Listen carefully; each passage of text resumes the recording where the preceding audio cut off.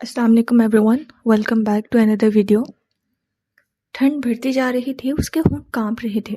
اس نے گھٹنے سینے سے لگا کے اپنے گرد بازو لپیٹ رکھے تھے۔ وہ آ جائیں گے، وہ ہمیں بچانے آ جائیں گے، وہ بار بار دہرا رہی تھی۔ اس کی آنکھیں بند ہو رہی تھی، لیکن اسے جاگنا تھا، اسے اپنے ذہن کو جگائے رکھنا تھا۔ سرکار نے تمہیں کیوں قید کیا حلال؟ اس نے گردن موڑنی چاہی، لیکن جسم مڑنے سے قاصر تھا۔ وہ خاموش رہی۔ اسے تم سے کیا چاہیے تھا؟ وہ بچوں کے ساتھ کیا کرتی تھی؟ چند لمحے یوں ہی گزر گئے اور آلیان، کیا وہ بھی تمہارے ساتھ قید تھا؟ حلال کے اندر ذرا سی جنبش ہوئی، لیکن کوئی آواز سنائی نہ دی۔ وہ بدک چہرہ موڑ کے اسے دیکھنے لگی۔ جالی کے پار پر سر جھکائے بیٹھی تھی، گھنگریالے بال چہرے کے دائیں بائیں گر رہے تھے۔ ماہر سمجھتا ہے کہ آلیان بدر ہے۔ تم نے سے کئی برس پہلے میرے بیٹے کا نام بتایا تھا۔ میں اسے نہیں بتا سکی کہ وہ کون تھا۔ میں نے اسے وہ سمجھنے دیا جو وہ سمجھتا تھا۔ مجھے اپنے بیٹے کی حفاظت کرنی تھی۔ کیا تم کبھی آلیان سے ملے تھی؟ مالا؟ اس نے جھکے چہرے کے ساتھ ہونٹ کھولے۔ اس کی آواز باریک تھی، کسی اداس بلبل کے جیسی۔ کیا تم آلیان کو؟ وہ پوچھ رہی تھی، لیکن حلال نے اس کی بات کاٹ دی۔ کچھ ایسا ہے جو تمہیں نہیں معلوم؟ کچھ تھا اس کی لالی کی جیسی آواز میں جو اسے ساخت کر گیا۔ کچھ ایسا جو ماہر بھائی کو نہیں معلوم؟ وہ دم سادے سنتی گئی، نگاہیں بلال کے جھکے سر پر جمی تھی۔ کچھ ایسا جو تمہیں جاننا چاہیے۔ ساری دنیا ایک لمحے کے لیے خاموش ہو گئی۔ حلال کے ہونٹوں سے نکلنے والے اگلے الفاظ اس کے سینے کے اندر کسی خنجر کی طرح گھپ گئے۔ وہ شیل بیٹھی رہ گئی۔ سارے درد فنا ہو گئے، بس وہ ایک درد ہر شے پہ حاوی ہو گیا۔ کافی کی مہک پہ اس نے سر اٹھایا۔ وہ دیوار سے لگا فرش پر اکڑوں بیٹھا تھا، سر جھکائے، تھکا ہارا۔ جب ماہر نے جھک کے کپ اس کی طرف بڑھایا، ماہر نے چونک کر سر اٹھایا، پھر بدک مسکرایا۔ نو تھینکس، میرے اندر مزید کافین پینے کی ہمت نہیں ہے۔ اس کے چہرے سے لگتا تھا وہ ہار چکا ہے۔ وہ نہیں بولا بینا، وہ کچھ نہیں بولا۔ میں اس سے کچھ نہیں اگلوا سکا۔ وہ سر دیوار سے ٹکائے اب سامنے شیشے کی دیوار کو دیکھ رہا تھا۔ کوئی کلو، کوئی ہنٹ نہیں۔ ماہی ساتھ رکھے بینچ پر بیٹھی تھی، دونوں کپ خالی کرسی پر رکھ دیے، وہ بھی سامنے دیکھ رہی تھی۔ آپ کو یقین ہے کہ وہ زندہ ہیں؟ شاید۔ آنسو اس کے حلق میں گولا سا بنا گئے۔ اس نے تھوک نکلا، میں زیاد سے بات کرنا چاہتی ہوں۔ وہ تمہیں کچھ نہیں بتائے گا۔ وہ سائیکوپیتھ ہے۔ وہ ہمیں اذیت میں دے کے خوش ہو رہا ہے۔ اس سے مل کے اپنا دماغ خراب مت کرو۔ اس سے کچھ پوچھنے کا فائدہ نہیں۔ مجھے اس سے کچھ پوچھنا نہیں ہے، کچھ بتانا ہے۔ ماہر نے چونک کر سر اٹھایا۔ کچھ تھا ماں بینا کی آواز میں جو پہلے وہاں نہ تھا۔ تاریک لوکب سلاخوں سے بنا تھا۔ اندر ایک چوکی سی تھی جس کے ساتھ فرش پر زیاد سلطان بیٹھا تھا۔ خالی کمرہ، سلاخیں۔ وہ خاموشی سے سر دیوار سے ٹکائے چھت کو دیکھ رہا تھا۔ چہرہ کسی قسم کے تاثر سے خالی تھا۔ جب میں نے تمہیں پہلی دفعہ دیکھا تھا تو مجھے کچھ کھٹکا تھا۔ آواز پہ اس نے چونک کر سر اٹھایا۔ ماں بینا سلاخوں کے ساتھ کھڑی تھی۔ اسے ابھی ایک آفیسر یہاں چھوڑ کے گیا تھا۔ دونوں ہاتھوں میں ایک ایک سرد سلاخ تھامے وہ اس کو دیکھ رہی تھی، ترہم سے، نفرت سے۔ مجھے تمہاری فیلنگ سننے میں دلچسپی نہیں ہے۔ زیاد نے بیزاری سے سر جھٹک دیا۔ میں حیران تھی کہ مالا تمہیں ہینڈسم کیوں سمجھتی ہے، لیکن پھر تمہاری چاکلیٹس درمیان میں آ گئیں اور انہوں نے میری بصارت دھندلا دی۔ زیاد نے جواب نہیں دیا، اسی طرح اکتاہٹ سے سامنے دیکھتا رہا۔ کتنی ہی دفعہ مجھے ریڈ فلیگز نظر آئے، تمہیں دیکھ کے ایک بے چینی سے ہوتی تھی، لیکن تمہارے ماں کے جادو جیتتے گئے۔ انٹرسٹنگ۔ وہ کوفت سے تذکرہ کر رہا تھا۔ میرے بچے کو بھی تمہاری ماں نے مارا تھا؟ میرے دوسرے بچے کو؟ زیاد نے سرد سا ہنکارا بھرا۔ میں ان سے ملی تھی ایئرپورٹ پر۔ انہوں نے کچھ پھونکا تھا مجھ پر، یا ان کی نظر بد تھی، جو بھی تھا۔ انہوں نے کیوں مارا میرے بچے کو؟ میں نہیں جانتی، شاید جادوگروں کو بچے مار کے طاقت ملتی ہے، لیکن میں اس بچے کے لیے بہت روئی تھی۔ سو سیڈ۔ اس نے تلخی سے سر جھٹکا۔ حالانکہ مجھے لگا تھا کہ میں نہیں روں گی۔ میں پہلے بچے کے لیے ایسے نہیں روئی تھی، اس کی دفعہ میں اپنے غم سے روئی تھی۔ مجھے اولاد چاہیے تھی۔ لوگ کیا کہیں گے؟ ماہی ماں نہیں بن سکی؟ کہیں بعد دوسری شادی کا نہ سوچے؟ کہیں میں ساری عمر بے اولاد نہ رہ جاؤں؟ وہ سلاخیں پکڑے کھڑی اس کو دیکھ کے کہہ رہی تھی۔ لیکن اس دوسرے بچے کے لیے میں ایک عمر روتی رہی۔ وہ مجھے ہمیشہ یاد رہتا ہے۔ حورین کو کھانا کھلاتے، اس کے کپڑے خریدتے، مجھے اپنا وہ دوسرا بچہ ہمیشہ یاد آ جاتا ہے۔ وہ دھیرے دھیرے پنجوں کے بل نیچے بیٹھتی گئی، اب وہ اس کے عین سامنے تھی۔ جانتے ہو کیوں؟ چند لمحے ہوا ساکن رہی، کیونکہ میں نے اسے دیکھ لیا تھا۔ زیاد نے چونک کر اسے دیکھا، وہ آنسو سے بھرا چہرہ لیے کہہ رہی تھی۔ اس مردہ فٹس کو دفنانے سے پہلے انہوں نے مجھے وہ دکھایا تھا۔ وہ چند ماہ کا تھا، بہت چھوٹا، لیکن اس کا جسم بنا ہوا تھا، اور جب میں نے اسے دیکھ لیا تو وہ مجسم ہو گیا، وہ میرے دل میں کھپ گیا۔ اس نے بند مٹھی 2 بار سینے پر ماری۔ سارا مسئلہ اس نظر کا ہے زیاد، جو اس میں سما گیا وہ دل سے نہیں نکل سکتا۔ زیادہ آنکھوں کی پتلیاں سکوڑے غور سے اسے دیکھ رہا تھا۔ تمہیں بچے نہیں چاہیے تھے، مالا نے مجھے بتایا تھا، پھر جب اس نے ابورشن کروایا تو تم خوش تھے، یہ بھی جانتی ہوں۔ وہ رکی، لیکن اس نے ابورشن نہیں کروایا تھا۔ زیاد نے چونک کر اسے دیکھا، کندھے سیدھے ہوئے۔ مالا نے جھوٹ بولا تھا، مجھے اس کے کمرے سے یہ ملا ہے۔ اس کے ہاتھ میں کچھ تھا، ایک سفید لفافہ۔ اسے ڈر تھا کہ تم اس کے بچے کو مار دو گے، کیونکہ تمہیں بچے نہیں چاہیے تھے۔ وہ ایک لمحے کے لیے کچھ بول نہ سکا، پھر گہری سانس لی۔ یعنی وہ اب بھی پریگننٹ ہے؟ اور تمہیں لگتا ہے یہ سن کے میں تمہیں اس کے بارے میں کچھ بتاؤں گا؟ اس کے انداز میں کچھ نہ تھا، کوئی رحم نہیں، کوئی خوف نہیں۔ کیا تم اب بھی اسے مرنے دو گے؟ ضیاء سلطان نے دھیرے سے شانے اچکا دیے۔ اس کے چہرے پہ کچھ بدلا تھا، لیکن جب وہ بولا تو آواز ہموار تھی۔ مجھے نہیں معلوم وہ کہاں ہے، لیکن مجھے اس کے مرنے کا کوئی افسوس نہیں ہوگا۔ اس نے چہرہ پھیر لیا، وہ سرمئی دیوار کو دیکھ رہا تھا۔ میں جانتی ہوں تم یہی چاہو گے کہ مالا کے ساتھ وہ بھی مر جائے، اسی لیے میں تم سے مالا کی لوکیشن نہیں پوچھوں گی۔ میں تمہیں صرف اس اذیت میں ڈالنے آئی ہوں جس میں تمہاری ماں نے مجھے ڈالا تھا۔ اس نے لفافے سے ایک ننھا سا کارڈ نکالا اور اس کی طرف سلائڈ کیا۔ زیاد چونکا، پھر اس نے کارڈ اٹھایا اور اسے الٹا کے دیکھا۔ اگلے ہی لمحے اس کا سانس رک گیا۔ ایک سیاہ سفید تصویر تھی، 11 ہفتے کا فٹس، ایک ننھا سا بیبی جو اپنے سر اپنے پیروں میں دیے ہوئے تھا۔ اس کی آنکھیں اس تصویر پر جم گئی، سانس تھم گیا، ساری دنیا رک گئی۔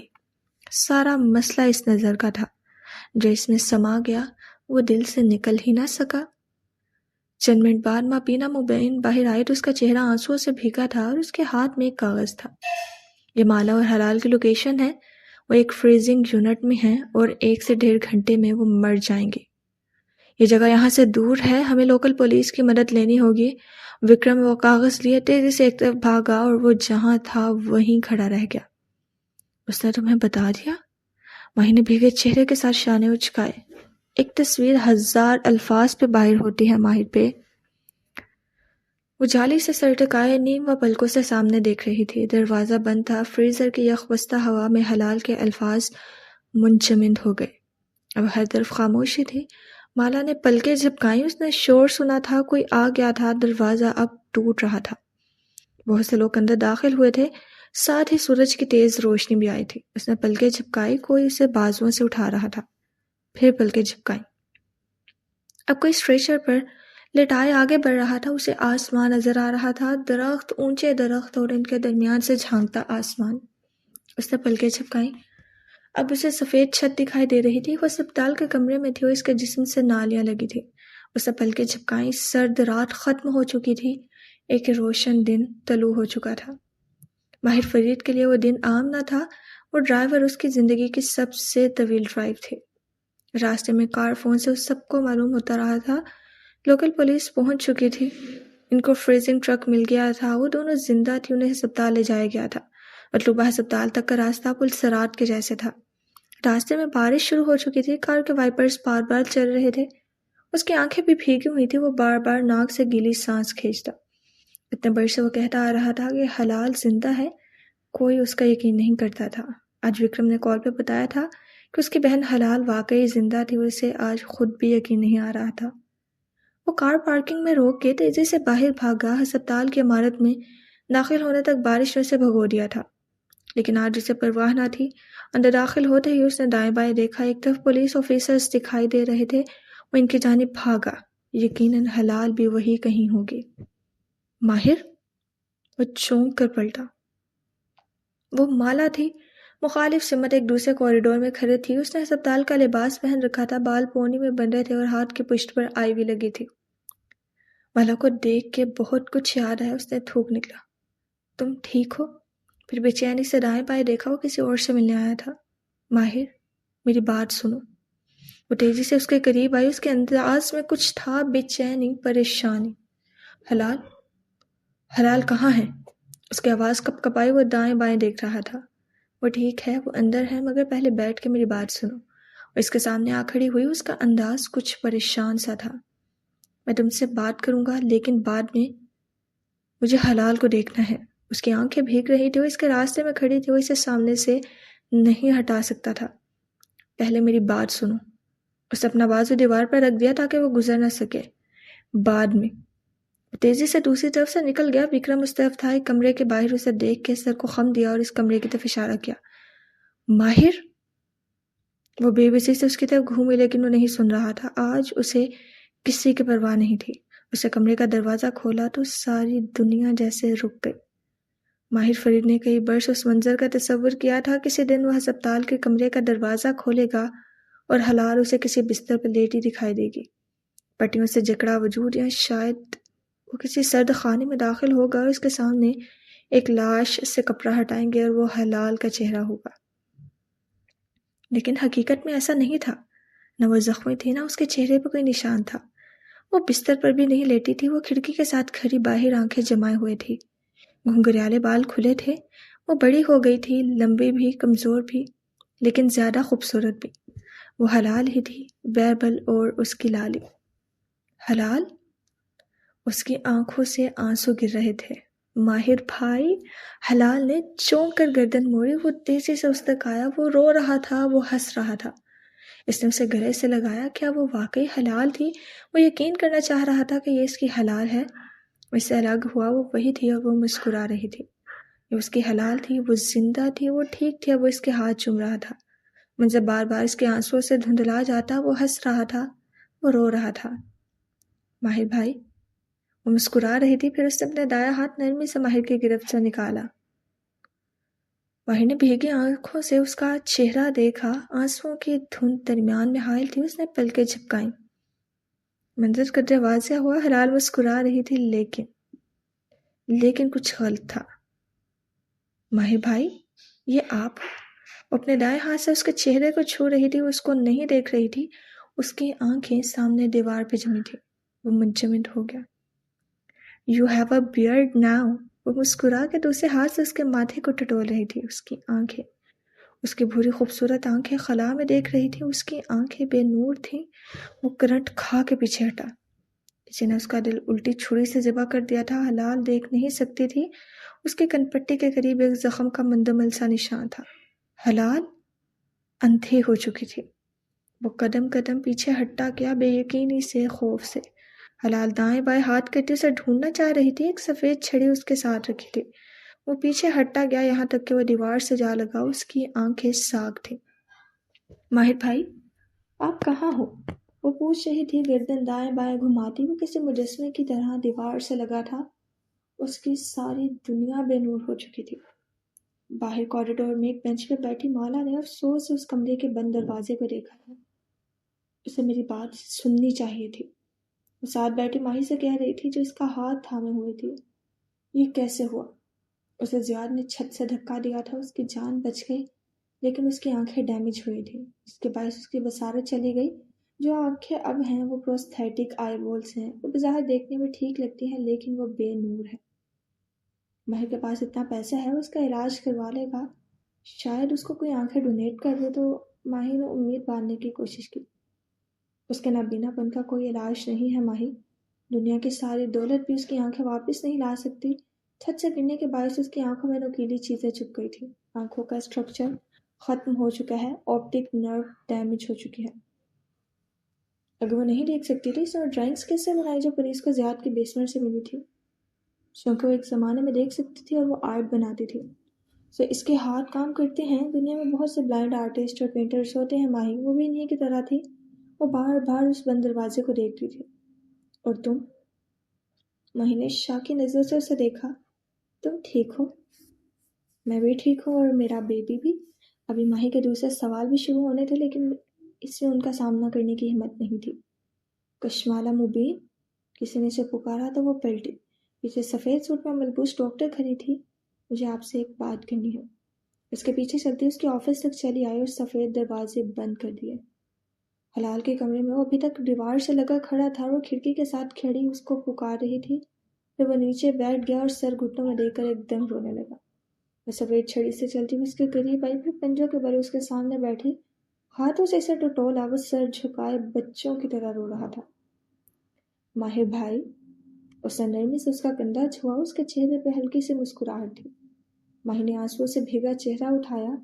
تم مجھے نہیں دیکھ سکتی لالی، تم مجھے کبھی نہیں دیکھ سکو گی۔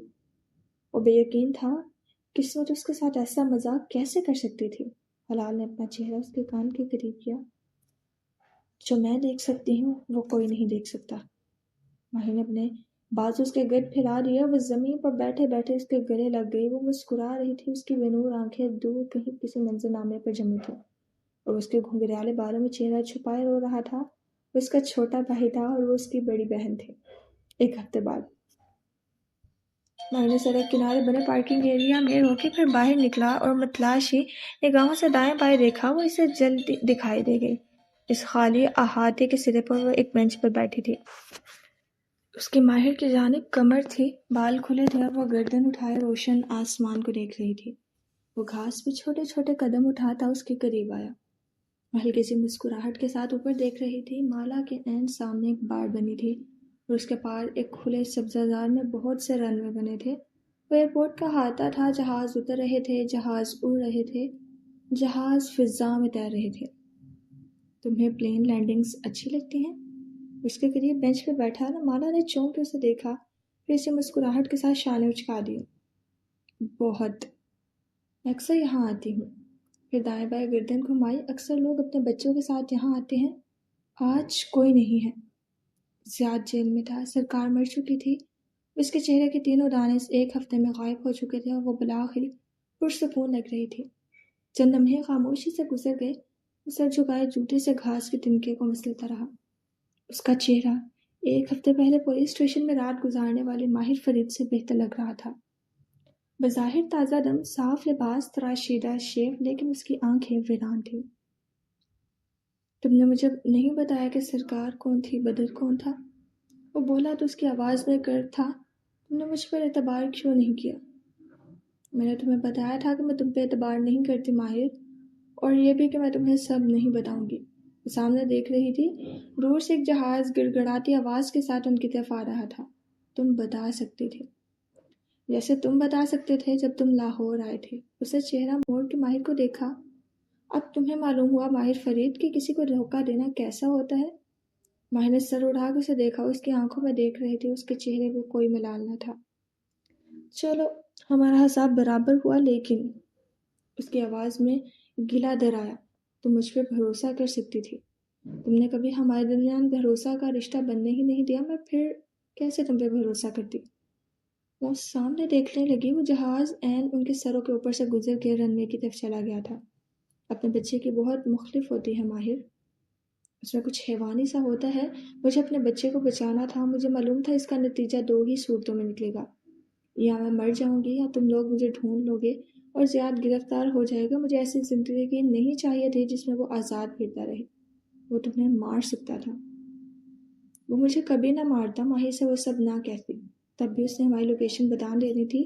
اگر اسے مجھے مارنا ہوتا تو گولی مار دیتا، اتنی لمبی مہلت نہ دیتا۔ اسے امید تھی کوئی ہمیں بچا لے گا۔ دور سے جہاز کا شور سنائی دینے لگا۔ مالا نے سر اٹھایا۔ شمال سے ایک نیلا جہاز اس طرف آ رہا تھا۔ مجھے تمہارے اوپر بہت غصہ ہے مالا، وہ دکھ سے اسے دیکھ رہا تھا۔ تم نے مجھ پہ بھروسہ نہیں کیا، تم نے مجھ سے سچ چھپایا۔ میں اس کے لیے شاید تمہیں کبھی معاف نہ کر سکوں۔ جہاز عین ان کے سر پر سے گزر رہا تھا، اتنا بڑا، اتنا قریب۔ ہوا سے اس کے بال پیچھے کو اڑنے لگے۔ وہ مسکرا دی۔ لیکن میں تمہارا احسان مند بھی ہوں، تم نے حلال کے لیے اپنی جان خطرے میں ڈالی۔ جہاز زن سے بینچ پہ بیٹھے دو نفوس کے اوپر سے گزرا اور سیدھا رن وے پہ جا کے رکا۔ یاد ہے میں نے تم سے وعدہ کیا تھا لاہور میں؟ مجھے یاد ہے۔ ایک دوسرے جہاز کی آواز پہ بے اختیار اس نے گردن موڑی، لیکن آنکھوں میں اشتیاق اور ایک ایکسائٹمنٹ تھی۔ دل جوش سے بھر گیا تھا. اسے لگا تھا وہ بہت عرصے بعد خوش ہوئی تھی. اگر تم حلال کی مدد کرو گی تو تم مجھے خرید لو گے. تم بدلے میں مجھے جو مانگو گی میں دوں گا. وہ رکا اور تنبیہ میں ابرو اٹھائی. سوائے معافی کے میں تمہیں اس چیز کے لیے معاف نہیں کروں گا. جہاز اتر گیا تو اس نے مسکرا کے ماہر کو دیکھا. مجھے تمہاری معافی چاہیے بھی نہیں. وہ بھی ہلکا سا مسکرا دیا اور سر جھٹکا. اگر تمہیں کچھ چاہیے مجھے تم سے کچھ نہیں چاہیے ماہر. میں نے کہا تھا نا بنا مانگے تم میری مدد نہیں کرو گے. اور مجھے خوشی ہے کہ تم نے زندگی میں پہلی دفعہ میری بات مانی. ماہر چپ ہو گیا. چند لمحے وہاں خاموشی چھائی رہی. ایئرپورٹ کی فضا بھی ساکن رہی جیسے سارے جہاز یہاں کا راستہ جیسے بھول بیٹھے ہوں. حلال کیسی ہے؟ اس نے دھیرے سے پوچھا. ٹھیک ہے. ماہر نے سر جھکا دیا. میں اس کا کیس اس ایک ہفتے میں بہت سے ڈاکٹرز کو بھیج چکا ہوں. نگینہ سلطان نے مجھ سے پہلے ہر طرح سے حلال کا علاج کروانے کی کوشش کی تھی. اس کے مسخ شدہ آنکھوں میں پروستھیٹک آئی بولز تک لگوا دیے تھے. اب کچھ نہیں ہو سکتا. زیاد سلطان نے جو ظلم میرے ساتھ کیا ہے اس کا کوئی مداوع نہیں ہو سکتا. اور بیربل تم نے اسے بتایا؟ ماہر نے نفی میں سر ہلایا. وہ سر جھکائے جوتے سے گھاس مسل رہا تھا. جب مالی کو معلوم ہوا کہ نگینہ سلطان کے ساتھ سفر کرنے والے بچے کی پروستھیٹک آئیز تھیں یعنی وہ نبینہ تھی تو اس نے مجھے نہیں بتایا. ویسے ہی میں نے ابھی بیربل کو نہیں بتایا تاکہ اس کی تکلیف کے دن کم ہو. واپس جا کے بتاؤں گا. واپس؟ وہ چونکہ ماہر نے چہرہ اٹھا کے اسے دیکھا.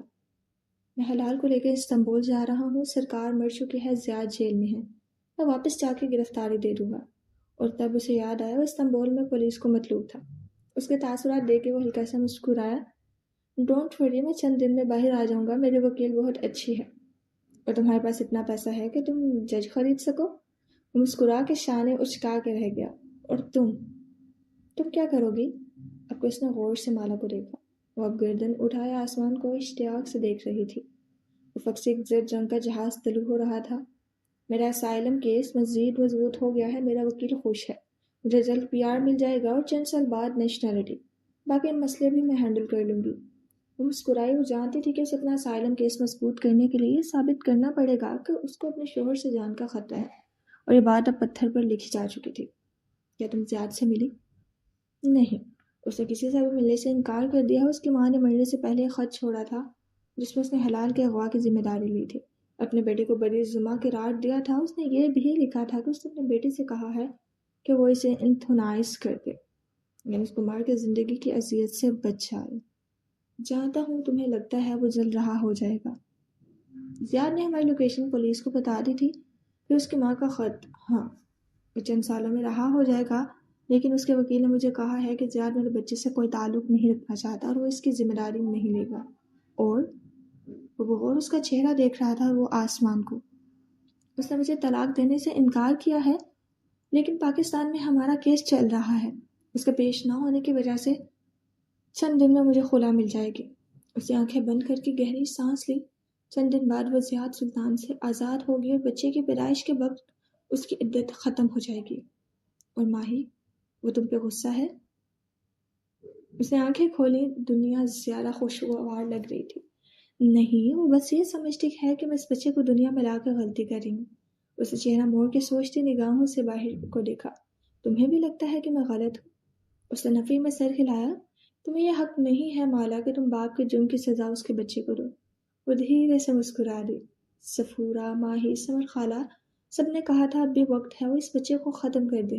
لیکن وہ پہلا انسان تھا جس نے اس کے فیصلے کے ساتھ دیا تھا.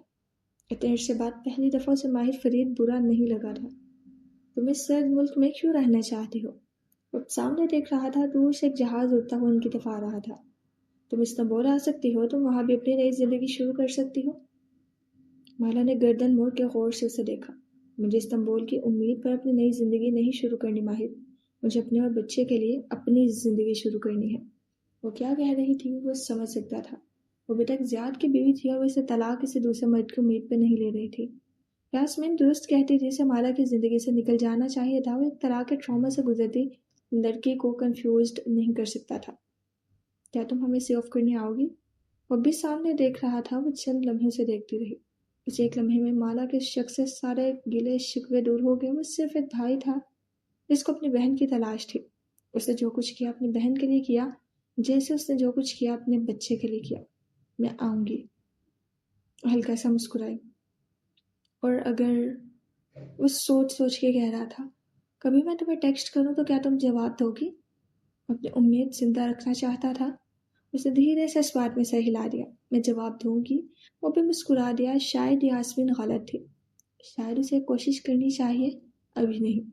جب تک وہ زیاد کی بیوی ہے، وہ اس کیس میں پھنسا ہوا ہے، تب تک نہیں۔ اس کے بعد شاید اگر وہ مختلف حالات میں ملے تب شاید۔ اسے خدا حافظ کہہ کے اب اٹھ گئی تھی۔ ماہر خاموشی سے اسے جاتے دیکھتا رہا۔ وہ بس اسٹاپ تک جا رہی تھی، اسے ڈراپ کرنے کی پیشکش نہیں کر سکتا تھا، وہ اس کی وہ مدد قبول نہ کرتی جو اس نے مانگی نہیں تھی۔ پلین لینڈنگ ایریا سے وہ سیدھی بس اسٹاپ تک آئی تھی اور اس وقت وہ بس میں بیٹھی موبائل سکرول کر رہی تھی جب خیال آیا، کیا لوگ ابھی تک اس کو ٹک ٹاک پہ گالیاں دے رہے تھے؟ اسے وہ ویڈیو میں ہٹا دینی چاہیے تھے، اسے جوش میں بنا لیا۔ اب شرمندگی ہونے لگی۔ اسے ٹک ٹاک فون سے ہٹا دیا تھا، اب دوبارہ انسٹال کیا، اپنی ویڈیو کھولی، شرمندگی بڑھ گئی۔ ہزاروں کمنٹس آ چکے تھے، گالیاں، باڈی شیمنگ، وہ لوگ اس کے اوپر چڑھ دوڑے تھے۔ اف! اسے سر اٹھایا، بس وہ جو سواریاں روبوٹس کی طرح باہر دیکھ رہے تھے، کوئی اس کی طرف متوجہ نہ تھا۔ شکر ہے اس کو نہیں پہچانتے تھے۔ اس نے ڈیلیٹ کا بٹن دبایا، پھر وہ رک گئی۔ لائکس اور فالوورز کافی بڑھ چکے تھے۔ اس کے ان باکس پر رنگ گئی، وہاں بھی میسیجز کی بھرمار تھی، وہی گالیاں، وہی باتیں۔ اف! اتنے ٹاکسک میسیجز! اس کے سر میں درد ہونے لگا۔ سوشل میڈیا شدید ٹاکسک تھا۔ اس ایپ کو پھر سے ڈیلیٹ کر دے گی۔ میسیجز پر اس کی انگلی نیچے جا رہی تھی۔ لوگ جو اس کو اتنے ہفتے سے گالیاں دے رہے تھے، وہ نہیں جانتے تھے کہ چند دن پہلے وہ ایک فریزنگ یونٹ میں تھی، وہ مرنے والی تھی۔ اگر وہ مر جاتی تو یہی لوگ اس کو فیمیسائڈ وکٹم قرار دے کے اس کے لیے شمع جلاتے۔ دو رخ والے منافق۔ اس کا ہاتھ ٹھہر گیا۔ ایک میسیج مختلف تھا۔ میری 1 ماہ بعد شادی ہے اور مجھے موٹا نہیں لگنا، کیا آپ میری تصویریں کھینچ سکتی ہیں جیسے اس موٹی لڑکی کی کھینچی تھی؟ وہ بالکل ساخت ہو گئی اور پھر اس کی آنکھوں نے میسیجز کو سکین کرنا شروع کیا جیسے ریت سے سیپ چنتے ہیں۔ میری ناک درست نہیں، میرے شوہر کا قد مجھ سے چھوٹا ہے لیکن وہ تصاویر میں لمبا لگنا چاہیے۔ آپ جو پیسے مانگیں گی میں دوں گی۔ میں پریگننٹ ہوں لیکن میری شادی کی پکچر ایسی ہوں کہ انڈیا بھیجوں تو پریگننٹ نہ لگو۔ میسیجز ہی میسیجز۔ وینکوور اور کینیڈا کے دوسرے شہروں کے کتنے ہی لوگوں کے میسیجز تھے۔ انسیکیورٹیز کا شکار خوفزدہ لوگ وہ تصاویر میں وہ لگنا چاہتے تھے جو وہ حقیقت میں نہیں تھے۔ اور اگر لوگوں کی انسیکیورٹیز اس کے بلز پے کر سکتی تھیں جیسے پلاسٹک سرجنز اور میک اپ آرٹسٹ کے کرتی ہیں، تو اس کی آرا اور ویلیوز ایک طرف چلی جانی چاہیے تھی۔ اسے اس صورت ملک میں سروائیو کرنا تھا، اسے اپنا بچہ پالنا تھا۔ وہ تلخی سے مسکرا دی، اس کی انگلیاں تیزی سے کی پیڈ پر چلنے لگی۔ سوموار کی صبح وہ مسکراتے ہوئے جے پی کے دروازے کی بیل بجا رہی تھی۔ وہ نکلی تو اس کا چہرہ حیران تھا۔ مالا، تم اس وقت؟ پھر جے پی کے چہرے پر شرمندگی ہوتی۔ آئی ایم سو سوری جو تمہارے ساتھ ہوا۔ نیور مائنڈ، یہ رہے تمہارے پیسے۔ اس نے ایک پھولا ہوا لفافہ اس کی طرف بڑھایا جس میں زیادہ تعداد ان نوٹوں کی تھی جو اس انڈین دلہن نے دیے تھے جو وقت سے پہلے پریگننٹ ہو چکی تھی۔ اسے اپنی شادی کی تصاویر سارے خاندان کو انڈیا میں بھیجنی تھی۔ اب تم اس عورت کے ساتھ سیٹلمنٹ کر سکتی ہو، باقی میں تمہاری جاب چھوڑ رہی ہوں، مجھے بارسٹہ بننے کی ضرورت نہیں، میں نے ایک دوسرا کیریئر چن لیا ہے۔ وہ تمتماتے چہرے کے ساتھ کہہ رہی تھی، وہ مسکرا رہی تھی، وہ آزاد تھی، وہ بالآخر آزاد تھی۔ جے پی نے لفافہ تھامنے کے لیے ہاتھ نہیں بڑھایا، اس کے چہرے پر ندامت تھی۔ مالا تم رہنے دو پلیز، تم پہلے اتنے پرابلم سے گزری ہو، پھر تم پریگننٹ ہو۔ میں جانتی ہوں تمہیں کیب جمع نہیں کرنے کو کہا تھا، لیکن خیر یہ میری غلطی تھی، میری وجہ سے ایک عورت سلپ ہوئی، اسے مجھے پیسے دینے ہیں، اب تمہارا میرا معاملہ ختم۔ اور سجدہ کے کہتے ہوئے لفافہ دوبارہ بڑھایا۔ اس کی ضرورت نہیں ہے مالا، آگے تمہارے بہت اخراجات ہوں گے، اس ملک میں بچہ پالنا آسان نہیں ہے۔ اس نے اس کا ہاتھ واپس پلٹایا۔ کشمالا ٹھہر گئی، مسکراہٹ غائب ہوئی، غور سے اس کے چہرے کو دیکھا۔ لیکن جے پی، تم نے اس عورت کو پیسے دینے ہیں نا، تو یہ اس کو دے دو، بات ختم۔ جے پی نے نگاہیں جھکا لی۔ جے پی پیسے کیوں نہیں لے رہی تھی؟ وہ ٹھہر گئی، ایک دم جیسے دماغ میں جھماکا ہوا۔ کسی نے تمہیں پہلے ہی ادائیگی کر دی ہے نا؟ وہ پلک تک نہ جھپک سکی۔ مالا، جے پی نے خشک ہونٹوں پہ زبان پھیری، کوئی میری جگہ پیسے ادا کر چکا ہے، اس لیے تم نے اتنے دن سے اصرار نہیں کیا؟ اس کے جسم کا سارا خون آنکھوں میں اتر آیا۔ کس نے دیے ہیں پیسے؟ کس نے؟ وہ لفافہ بھینچے بلند آواز میں پوچھ رہی تھی۔ وہ کسے پوچھنے کی ضرورت نہ تھی، وہ جانتی تھی۔ ماہر گیلے بال تولیے سے رگڑتا کمرے سے نکلا ہی تھا جب ڈور بیل بجی اور اگلے ہی لمحے دروازہ زور زور سے دھڑدھڑایا جانے لگا جیسے کوئی اپنی مٹھی اس پہ مار رہا ہو۔ وہ چونکا، ماتھے پہ بل پڑ گئی، تولیہ ایک طرف اچھالا اور سیدھا دروازے تک آیا۔ میں جھکائے سے باہر جھانکا، اس کا چہرہ دیکھ کے تعجب ہوا۔ مالا، سب خیریت ہے؟ دروازہ کھولا تو دیکھا وہ سرخ چہرہ لیے چوکھٹ میں کھڑی تھی۔ تم خود کو کیا سمجھتی ہو؟ بہت پیسہ ہے تمہارے پاس؟ اس نے دونوں ہاتھوں سے ایک لفافہ اس کے سینے پہ اچھالا تھا۔ وہ بے اختیار 2 قدم پیچھے ہوا۔ ایک نظر نوٹوں کو دیکھا جو لفافے سے نکل کے بکھر گئے تھے، اور پھر اس کے چہرے کو۔ اس کے گال گلابی اور آنکھیں گیلی تھی۔ میں نے تمہیں منع کیا تھا کہ تم میری زندگی میں مداخلت نہیں کرو گے۔ وہ دبا دبا سا چلا رہی تھی۔ بیٹھ کے کرتے ہیں، اس نے نرمی سے کہنا چاہا، لیکن اب دیر ہو چکی تھی۔ تم نے پھر سے وہی کیا جو تم کرتے آئے ہو۔ تم نے پھر سے اپنا پیسہ استعمال کیا۔ تم سمجھتے کیا ہو خود کو؟ کیونکہ تم رو رہی تھی۔ وہ دونوں ہاتھ اٹھا کے ایک دم بولا تو اس کی آواز میں بے بسی تھی۔ میں تم سے ملنے آیا اور تم رو رہی تھی باتھ روم کے فرش پہ۔ اس میں تمہارا قصور نہیں تھا، زیاد نے تمہیں اس میں پھنسایا تھا۔ اور تمہارا گاڈ کمپلیکس زندہ ہو گیا اور تم نے سمجھا کہ تم مجھے بچا لو گے۔ اور بے یقینی سے اسے دیکھ رہی تھی۔ تمہیں میری اتنے سے بات سمجھ میں نہیں آئی ماہر فرید؟ تمہیں میری خواہش کا ذرا سا احترام نہیں آیا؟ پھر تم کیا کرتی؟ اس کی آواز بلند ہونے لگی۔ جو بھی کرتی میں تمہارے پاس پیسوں کے لیے نہ آتی، وہ دکھ سے کہہ رہی تھی۔ اس کی آنکھوں سے آنسو ٹپ ٹپ گر رہے تھے۔ میں تمہیں آزما رہی تھی، میں دیکھنا چاہ رہی تھی کہ تم وہی ہو یا بدل گئی ہو، لیکن تم نے وہی کیا جو تم ہمیشہ کرتے ہو۔ تم نے پھر سے مجھے دھوکہ دی۔ وہ دروازہ ابھی تک آدھ کھلا تھا۔ چند لمحے خاموشی سے گزر گئے۔ وہ چوکھٹ میں کڑی چند لمحے گہرے گہرے سانس لیتی رہی۔ آئی ایم سوری، وہ شکستہ سا بولا۔ گیلے بال اس کی شرٹ کے کندھوں کو بھگو رہے تھے۔ مجھے تمہاری مدد چاہیے ہوتی تو میں خود سے مانگ لیتی۔ وہ اب کے بولی تو اس کی آواز آہستہ تھی، لیکن سانس ہنوز پھولا ہوا تھا۔ پیسے میں اپنی بہن سے بھی لے سکتی تھی، تم دنیا کے باہر پیسے والے شخص نہیں تھے، مگر مجھے یہ پیسے خود کمانے تھے ماہر۔ مجھے اپنے پیروں پہ کھڑا ہونا تھا اور میں نے وہ کر کے دکھایا۔ مجھے اپنے آپ پہ مان تھا کہ میں کسی مرد کی موجودگی کے بغیر سب کچھ کر سکتی ہوں، لیکن تم نے مجھ سے میرا مان بھی چھین لیا کہ میں اپنے بل بھی کچھ پے نہیں کر سکتی۔ تم نے مجھے یہ احساس دلایا کہ مجھے ہمیشہ ایک مرد کی ضرورت رہے گی۔ تم نے کچھ کہنا چاہا لیکن نہیں کہہ سکا۔ یاسمین درست کہتی تھی، اس مرحلے میں کشمالہ سے دور رہنا چاہیے۔ تم میری خواہش کا احترام نہیں کر سکے؟ وہ زخمی نظروں سے اسے دیکھ رہی تھی۔ اب بتاؤ میری کیا سزا ہے؟ وہ شکستگی سے پوچھ رہا تھا۔ اس کا سر درد کرنے لگا تھا۔ مجھے تمہیں کوئی سزا نہیں دینی۔ اس نے ہتھیلی کی پشت سے آنسو صاف کیا اور فرش پر بکھرے کاغذوں کو دیکھا۔ یہ رہے تمہارے پیسے، اب ہمارا حساب برابر ہوا۔ پھر وہ رکی۔ وہ جانتا تھا وہ کیا کہنے والی ہے۔ وہ مالا کو بہت اچھے سے جانتا تھا۔ میں اپنے الفاظ واپس لیتی ہوں، میں تمہارے کسی میسج کا جواب نہیں دوں گی۔ میں تم سے رابطہ رکھنا چاہوں گی، حلال سے میری طرف سے معافی مانگ لینا۔ اس کی آنکھوں میں آنسو تھے۔ وہ جانتا تھا اس کا اعتبار پھر سے کھو چکا تھا۔ کیونکہ تم ہمیشہ یہی کرو گے، تم اس زندگی سے طرح کنٹرول کرنے کی کوشش کرو گے، تم ہمیشہ اپنے پیسے سے سب فکس کرنے کی کوشش کرو گے۔ میں تمہاری گیند سے تھک چکی ہوں، میں تمہاری مینیپولیشن سے تھک چکی ہوں۔ تم ایک بزنس مین ہو اور رہو گے۔ اس کا دل بری طرح زخمی ہو چکا تھا۔ حلال اندر ہے، وہ سب سن رہی ہے۔ بتاؤ میں اسے کیا کہوں گا؟ یہی کہ وہ اور بدل ایک دوسرے سے کبھی نہیں ملیں گے۔ اسے شکوہ کے نہ نظروں سے دیکھتی پلٹ گئی۔ ماہر تیزی سے اس کے پیچھے آیا۔ مالا، اس نے پکارا، میرا وعدہ قائم ہے۔ وہ لفٹ کے دروازے کے قریب کھڑی تھی، چہرہ نہیں موڑا۔ میں تمہارا مقروض ہوں، تمہارا احسان میرے اوپر۔ تم جب مجھے پکارو گی میں تمہارے لیے آؤں گا، لیکن تمہارے پکارے بنا نہیں آؤں گا۔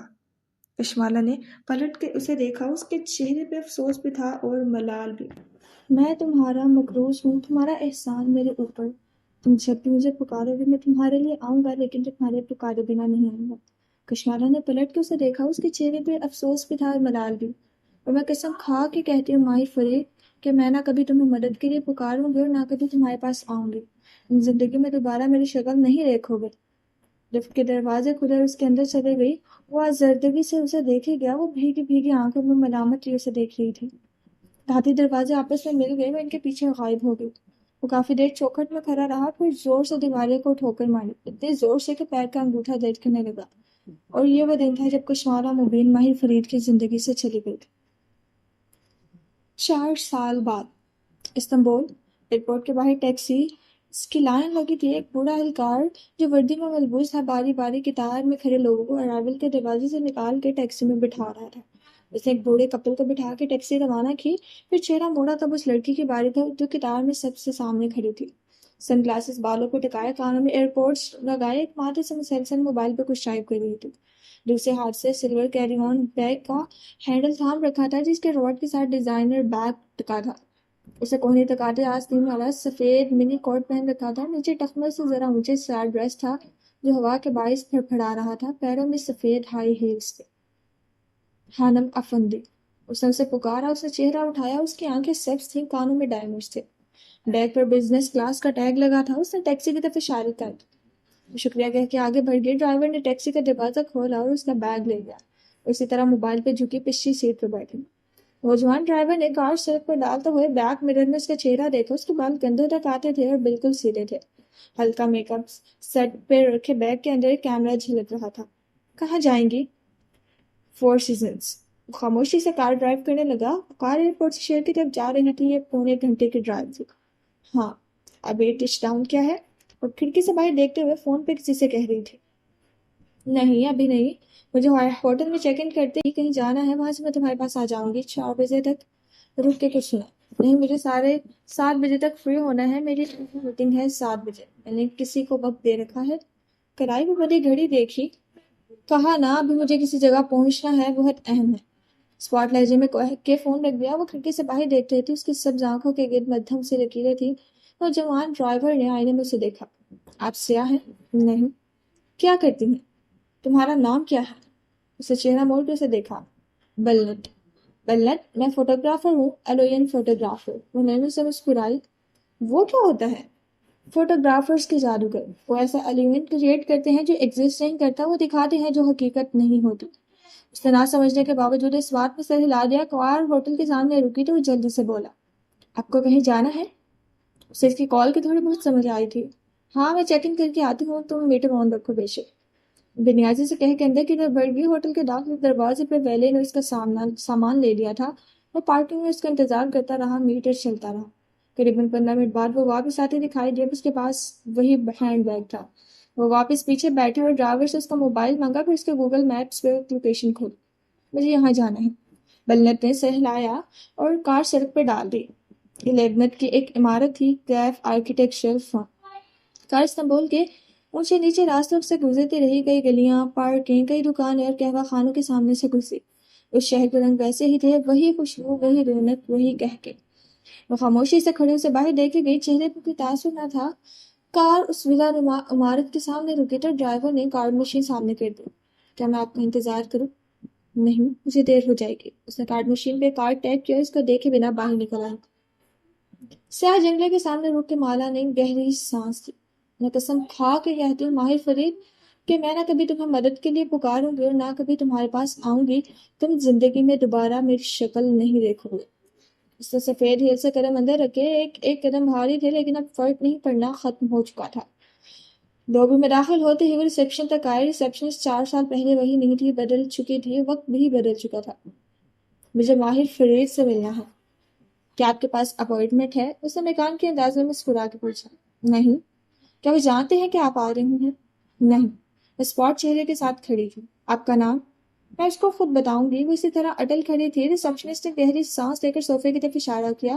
مالا بنا کسی احتجاج کے سامنے دیوار سے لگے کاؤچ پہ بیٹھ گئی، ٹانگ پہ ٹانگ جما لی۔ ریسیپشنسٹ نے انٹرکام اٹھایا۔ انٹرکام کی گھنٹی کانفرنس روم میں بجی۔ کانفرنس روم اس وقت خالی تھا۔ طویل میز کے گرد بہت سی کرسیاں رکھی تھی۔ مسٹر براہی کرسی پہ تنہا بیٹھا تھا، گرے سوٹ میں ملبوس، سامنے کھلی اسکرین کو دیکھتا۔ وہ کچھ سوچ رہا تھا۔ بال جل سے پیچھے تھے، چہرے پر زیادہ کچھ نہیں بدلا تھا سوائے کلین شیو ہونے کے، البتہ گال کا زخم ویسا ہی تھا۔ انٹرکام بجا تو ماہر نے ناگواری سے اس کو دیکھا، پھر ہاتھ بڑھا کے فون اٹھایا۔ میں نے کہا تھا نا مجھے ڈسٹرب مت کرنا۔ ایک خاتون آپ سے ملنے آئی ہیں۔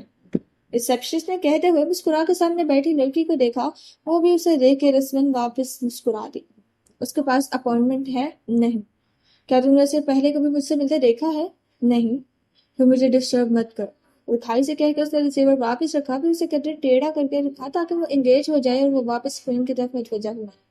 نیچے ریسیپشن کے کاؤچ میں بیٹھی مالا خاموشی سے سامنے دیکھتی رہی۔ دیوار پہ لگے وال کلاک کی سوئی آگے بڑھتی گئی۔ 1 گھنٹہ، 1.25 گھنٹہ وہ وہیں بیٹھی رہی۔ ورکرز اس کے سامنے باہر سے لابی تک آتے، لفٹ کے دروازے کھولتے، اندر جاتے، کارڈ سوائپ کرتے، لفٹ چل پڑتی اور انہیں اوپر لے جاتے۔ ریسیپشنسٹ وہیں بیٹھی سے نظر انداز کیے کام کرتی رہی۔ 3 بج گئی جب اپنی جگہ سے اٹھی۔ ایک آرکیٹیکٹ لفٹ میں داخل ہو رہا تھا، اسی سکون سے چلتے اس کے ساتھ سوار ہو گئی۔ اس سے پہلے کہ ریسیپشنسٹ اسے روک سکتی وہ وہیں کھڑی ہو گئی۔ آرکیٹیکٹ نے اپنا کارڈ سوائپ کیا، پھر بٹن پریس کیا اور سوالیہ نظر سے مالا کو دیکھا۔ ماہر فرید، اس نے مسکرا کے بتایا۔ اس کے انداز میں رعب تھا، حاکمیت تھی۔ آرکیٹیکٹ نے سر ہلا دیا۔ دروازے بند ہو گئے۔ ریسیپشن تیزی سے اپنی جگہ سے اٹھی، لیکن تب تک لفٹ کے دروازے باہر مل رہے تھے۔ مالا نے مسکرا کے اسے ہاتھ ہلا دیا۔ لفٹ نے اسے جس حال میں اتارا اسے پہچانتی تھی، وہ پہلے سے زیادہ بھرا ہوا تھا۔ ڈیزائنرز، فرنیچر، بدلا ہوا انٹیریئر، چھت کی فالس سیلنگ بھی ہو چکی تھی۔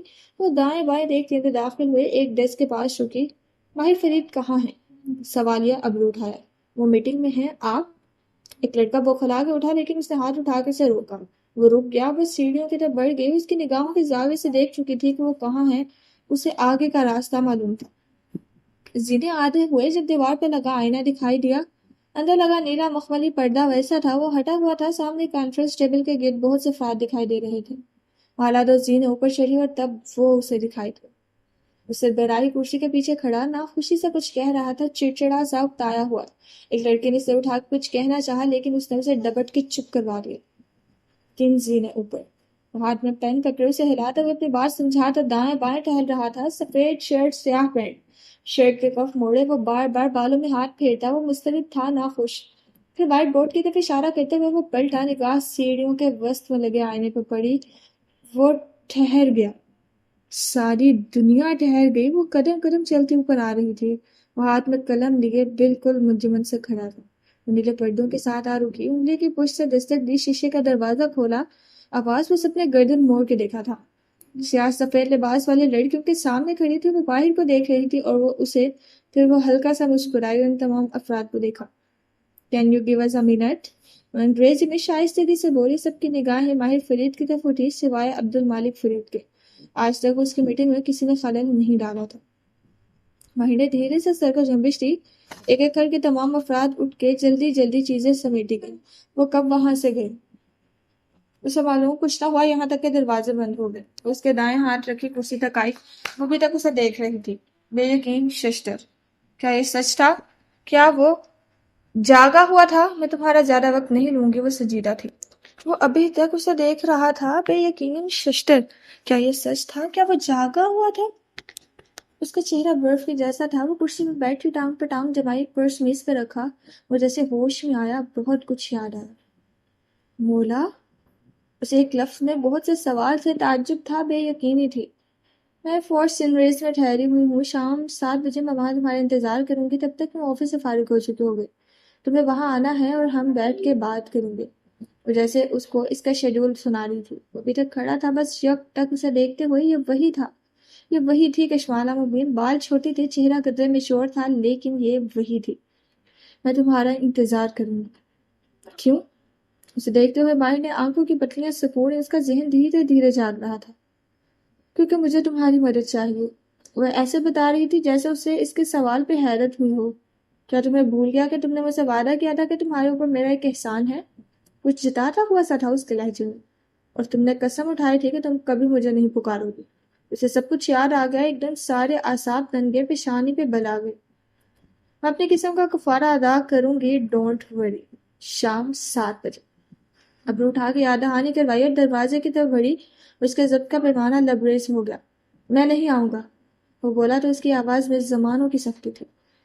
کشمالہ نے آنکھیں بند کر کے گہری سانس لی، پھر اس کی طرف پلٹی، اسی بے تاثر چہرے کے ساتھ اسے دیکھا۔ کیوں؟ کیونکہ میں زندگی میں آگے بڑھ چکا ہوں، کشمالہ بیوی، اسی سختی سے کہہ رہا تھا۔ اس کی آنکھوں میں بہت سی شکایتیں تھیں، زخم تھے، ملال تھا۔ میں نے تمہیں پہلے سال ای میلز لکھی تھی، تم نے جواب نہیں دیا، پھر میں نے تمہیں چھوڑ دیا، اور جسے چھوڑ دیا اسے چھوڑ دیا۔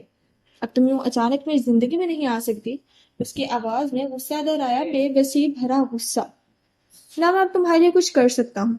انہیں بے تاثر نگاہوں سے اسے دیکھ رہی تھی۔ کیا وہ انسان تھی یا برف کا مجسمہ؟ غصہ، بہت سا غصہ اس کے اندر ابلنے لگا۔ تم نے میری بہن کی جان بچائی، تمہارا شکریہ، لیکن اب میں تمہارے لیے کچھ نہیں کر سکتا، نہ کروں گا۔ وہ رکا، ہلکا سا کھنکھارا۔ میں شادی کر رہا ہوں اور اس وقت میں نہیں چاہتا کہ ہمارے راستے ٹکرائیں۔ اسی طرح اسے دیکھتی رہی، پھر اس نے پرس میں ہاتھ ڈالا، کچھ مٹھی میں دبایا اور قدم قدم چلتے اس کے قریب آئے۔ شادی کر رہے ہو تو میری بات قبول کرے، اور مر رہے ہو تو فاتحہ۔ ساتھ ہی اسے مٹھی میں رکھی شے اس کی میز پہ رکھی۔ لیکن تم آؤ گے ماہر فرید، تم آؤ گے اور میری بات سنو گے، اور تم میری مدد بھی کرو گے، کیونکہ میں نے تمہاری مدد کی تھی۔ برف جیسے لہجے میں ارتعاش پیدا ہوا، اسے لگا کہ شمالہ کی آواز بھیگی تھی۔ ماہر کی نظریں میز پہ جھکی تھی۔ مالا نے اس چیز سے ہاتھ اٹھایا، وہ ایک تصویر تھی، ایک 3 سال کے بچے کی تصویر۔ یہ بدر ہے، میرا اور زیاد کا بیٹا بدر۔ ماہر اس تصویر کو دیکھ رہا تھا۔ 2 ماہ پہلے ایک حادثے میں بدر کی ڈیتھ ہو گئی تھی۔ اس نے بے یقینی سے چہرہ اٹھا کے مالا کو دیکھا، اس کی سبز آنکھوں میں نمی تیر رہی تھی۔ یعنی پولیس کہتی ہے وہ مر گیا تھا، لیکن میں جانتی ہوں کہ وہ نہیں مرا۔ وہ بنا پلک جھپکے ان بھیگی آنکھوں کو دیکھ رہا تھا۔ وہ کھو گیا ہے، کسی نے اس کو مجھ سے چھین لیا ہے، میں نے اسے بہت ڈھونڈا ہے لیکن وہ مجھے نہیں ملا۔ وہ برف کا مجسمہ نہیں تھی، وہ ایک ماں تھی جو اپنی عزت نفس پہ پیر رکھ کے وہاں آئی تھی۔ اور تم؟ اس نے انگلی کی نوک سے آنکھ کا کنارہ صاف کیا اور جب بولی تو آواز ویسی ہی تھی، پتھر۔ تم مجھے میرا بیٹا ڈھونڈ کے دو گے جیسے میں نے تمہیں تمہاری بہن ڈھونڈ کے دی تھی۔ مجھے نہیں پرواہ کہ تم اپنی زندگی میں کیا کر رہے ہو، لیکن تم۔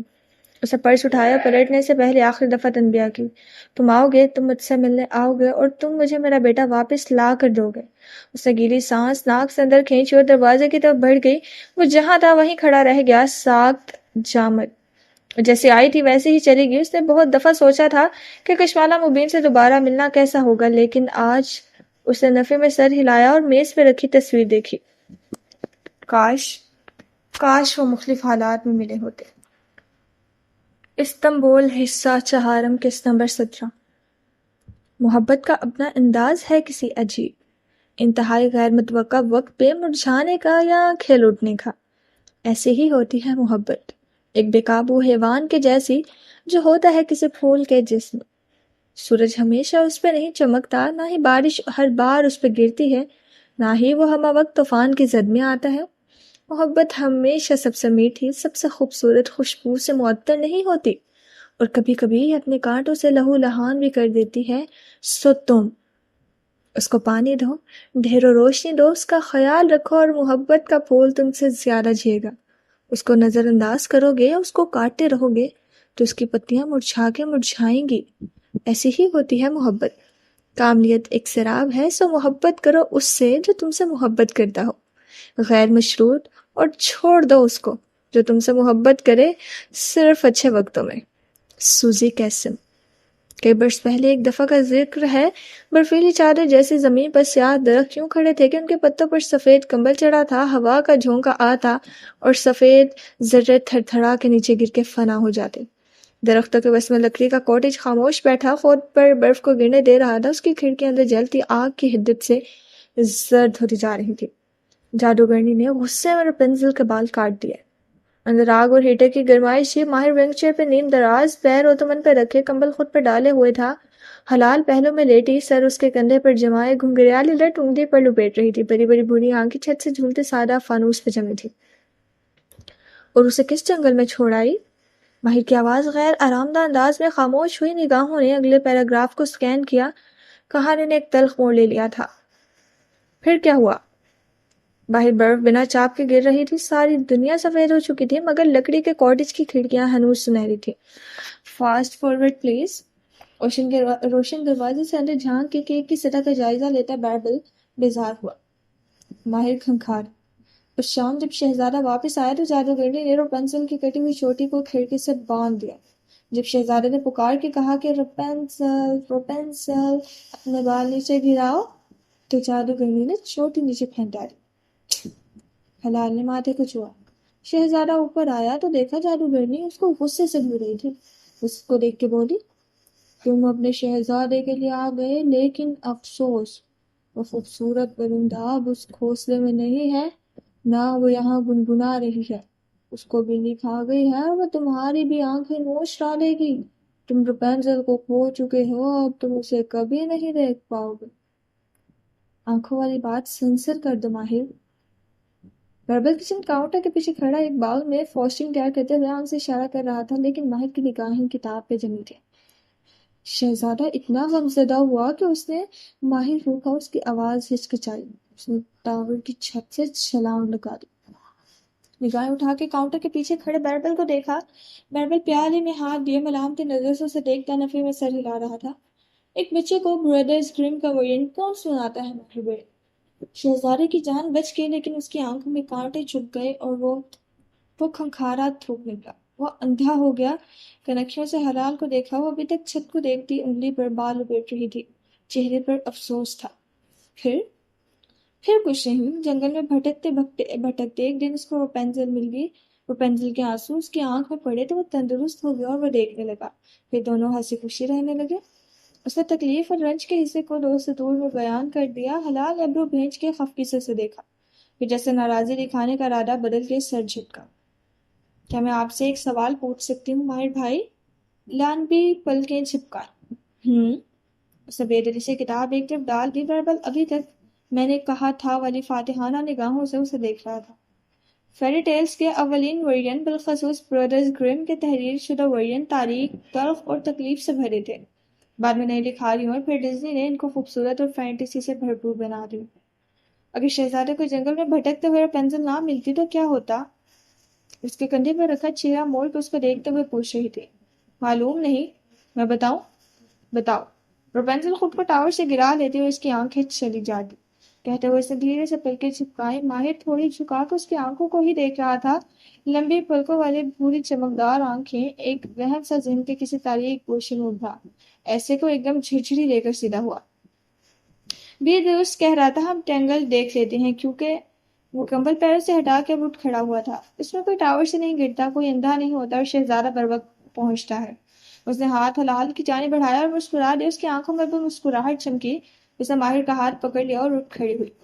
باہر سیاہ درختوں پر گرتے برف کی تہ بھاری ہو رہی تھی۔ موجودہ دن کانفرنس روم خالی تھا، بلکہ پردہ ٹھہر چکا تھا۔ اس کے پاس سیڑھیوں پہ لگا آئینہ بے عکس تھا، وہاں کوئی نہ تھا۔ وہ اپنی بات کہہ کے جا چکی تھی، سبز آنکھ اور کندھوں تک آتے بالوں والی لڑکی۔ بھائی فرید تنہا میز کے سرے پہ کھڑا تھا، ساکھ جامد۔ میز پر وہ تصویر اسی طرح رکھی تھی، پولرائڈ کیمرے سے لی گئی۔ وہ لمحے آئے اور گزر گئے، پھر وہ قدرے جھکا تو انگلیاں تصویر پہ رکھی اور اسے دھکیلتا گیا، یہاں تک کہ تصویر ٹیلی فون ریسیور اور سینٹر پیس تک جا رکی۔ ماہر نے سینٹر پیس اٹھا کر اس پر رکھا۔ وہ چھپ گئی، نگاہ سے اوجھل، ذہن سے اوجھل۔